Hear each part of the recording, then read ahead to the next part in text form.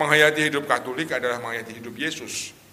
Sehingga kita pun juga dipanggil dalam zaman yang modern ini untuk tetap selalu mewujudkan harapan iman kita. Salah satu yang perlu dikembangkan adalah semangat kemartiran.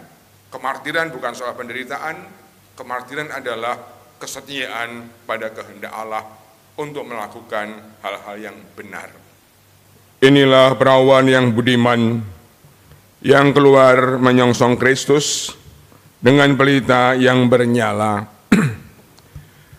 Bapak, Ibu, dan saudara kasih di rumah, hari ini kita mengenangkan Santa Agatha, seorang martir yang karena imannya hidup untuk Kristus memberikan kesaksian. Injil juga bercerita yang sama, bagaimana kehadiran Kristus mengingatkan Herodes akan kemartiran Yohanes. Kemartiran merupakan juga salah satu wujud spiritualitas kita sebagai orang Katolik untuk menjadi orang-orang yang berani bersaksi untuk sebuah kebenaran. Mari kita persiapkan Ekaristi pagi ini, kita bersama-sama mohon ampun. Mungkin seringkali melalaikan tugas pewartaan akan kebenaran. Kita hening sejenak. Marilah berdoa.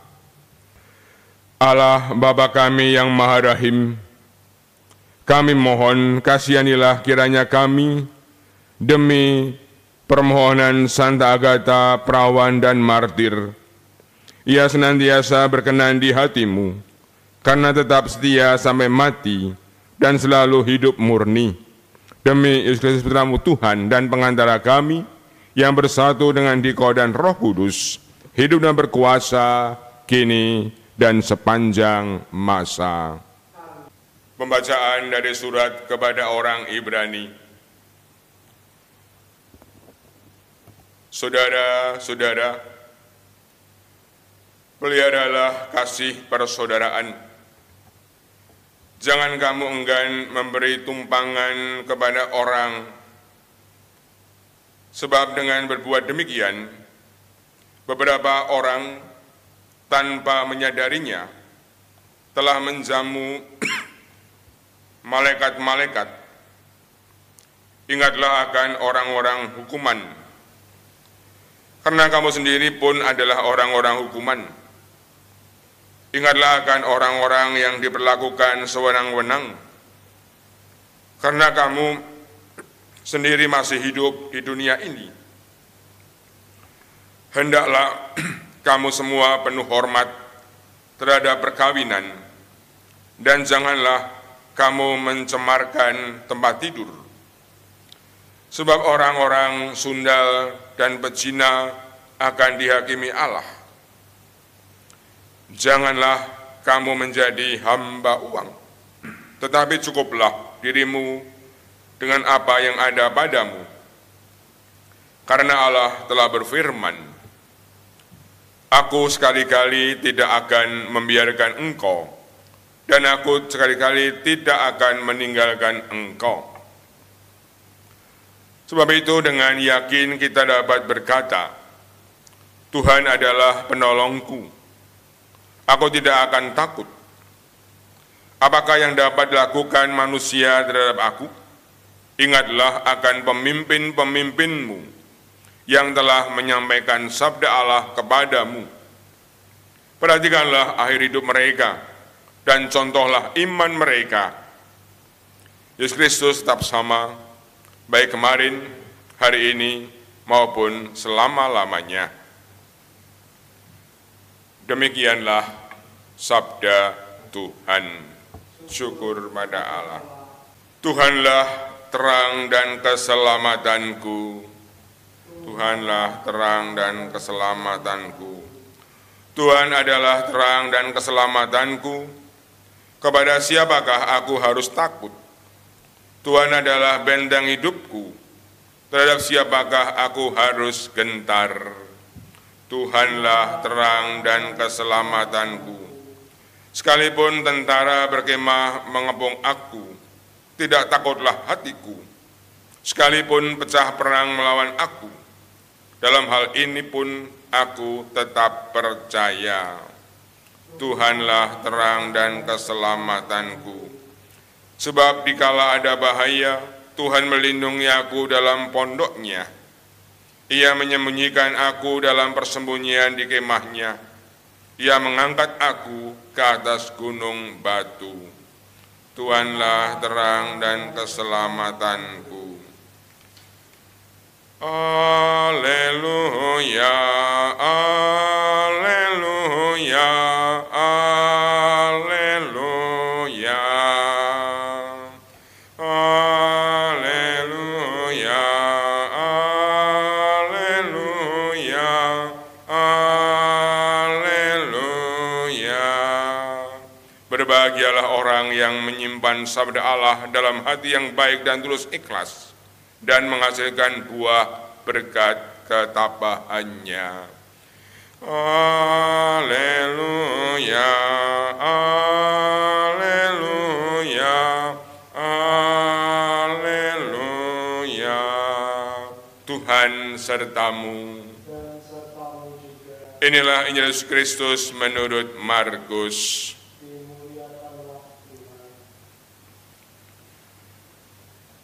Pada waktu itu, Raja Herodes mendengar tentang Yesus, sebab namanya memang sudah terkenal dan orang mengatakan, Yohanes Pembaptis sudah bangkit dari antara orang mati. Dan itulah sebabnya kuasa-kuasa itu bekerja di dalam dia. Yang lain mengatakan dia itu Elia. Yang lain lagi mengatakan dia itu seorang nabi, sama seperti nabi-nabi yang dahulu. Waktu Herodes mendengar hal itu, ia berkata, bukan, dia itu Yohanes yang sudah kupenggal kepalanya dan kini bangkit lagi. Memang Herodeslah yang menyuruh orang menangkap Yohanes dan membelenggunya di penjara, berhubung dengan peristiwa Herodias, istri Filipus saudaranya, karena Herodes telah mengambilnya sebagai istri.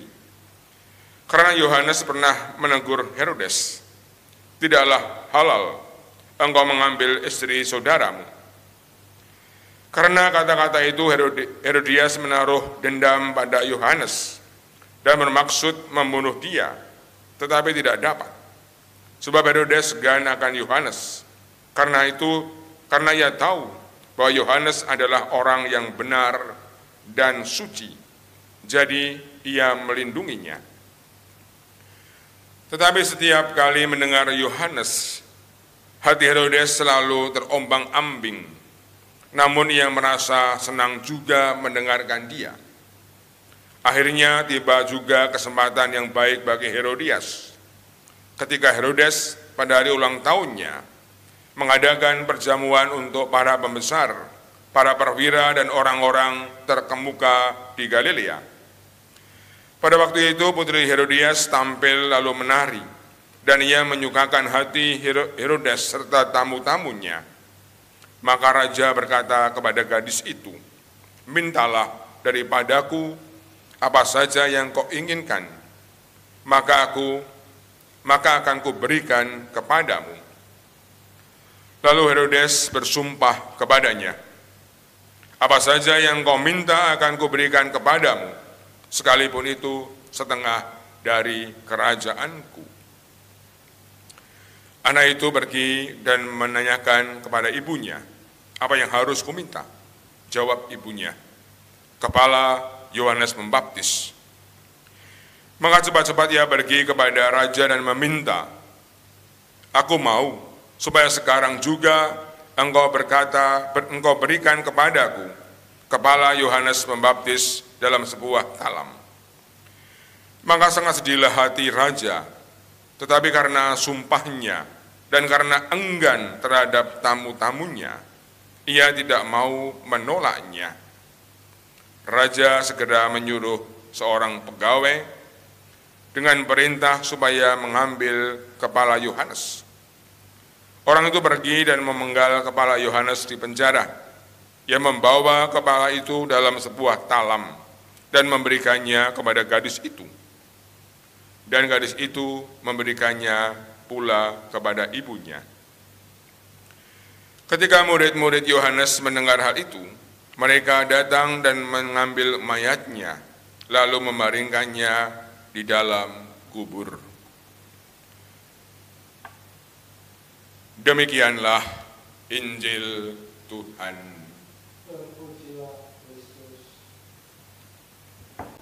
Bapak, Ibu, dan Saudara terkasih, pengalaman kemartiran dalam tradisi gereja juga merupakan pengalaman kesucian, di mana panggilan kemartiran adalah panggilan untuk menegakkan atau mewujudkan atau melakukan kehendak Allah meskipun kita mengalami penderitaan, ketidaknyamanan, bahkan kematian.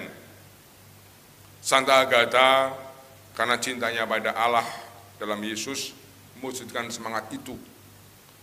Apa yang dikatakan, apa yang diwujudkan Santa Agatha juga apa yang ditekankan dalam bacaan pertama, di mana surat kepada orang Ibrani juga mewujudkan semangat kemartiran, di mana kemartiran salah satunya adalah melakukan apa yang adil, apa yang benar, apa yang perlu, meskipun tidak nyaman. Demikian juga dalam Injil pagi ini. Kehadiran Yesus dan tampilnya Yesus dalam kehidupan menggetarkan banyak orang, terlebih menggetarkan Herodes, di mana apa yang dibuat Yesus dalam karya dan perbuatannya mengingatkan Herodes akan kemartiran Yohanes. Sehingga dengan melihat Yesus, banyak orang menangkap bahwa dalam diri Yesus ada semangat kenabian yang kemudian juga menggetarkan Herodes itu. Tentu pertanyaan kita, lalu kita sebagai gereja zaman modern, apa yang bisa kita wujudkan? Saya kira sama. Menghayati hidup Katolik adalah menghayati hidup Yesus. Sehingga kita pun juga dipanggil dalam zaman yang modern ini untuk tetap selalu mewujudkan harapan iman kita. Salah satu yang perlu dikembangkan adalah semangat kemartiran. Kemartiran bukan soal penderitaan, kemartiran adalah kesetiaan pada kehendak Allah untuk melakukan hal-hal yang benar. Semoga semangat Santa Agatha, peneguhan Injil hari ini juga menggerakkan kita untuk menjadi orang-orang Katolik yang benar dan adil. Tuhan memberkati. Amin. Marilah berdoa. Allah Bapa yang Maha Kuasa, tenaga baru telah kami terima berkat santapan suci anugerah-Mu dan sabda-Mu. Kami mohon, semoga seturut teladan Santa Agatha, kami mengabdi sepenuhnya kepadamu dan tidak takut menderita demi kebenaran. Sebab Engkaulah Tuhan dan pengantara kami, kini dan sepanjang masa.